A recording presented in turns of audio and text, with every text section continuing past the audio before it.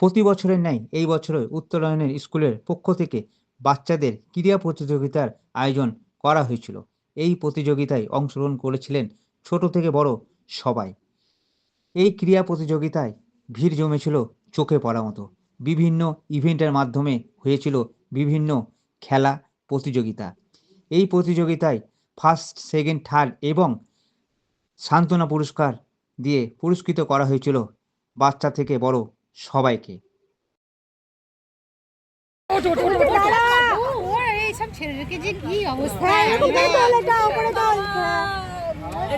এবার মেডেল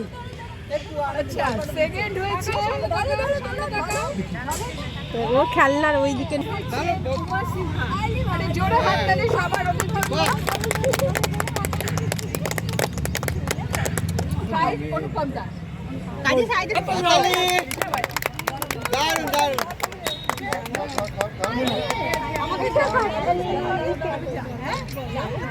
ঠিক নেই আজকে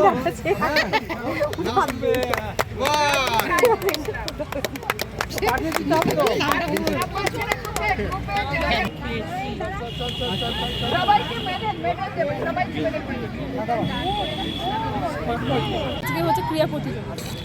আমাদের উত্তরণ স্পেশাল স্কুলের পক্ষ থেকে প্রত্যেক বছরের ন্যায় এবছরও একটি ক্রীড়া প্রতিযোগিতা অনুষ্ঠানের আয়োজন করা হয়েছে।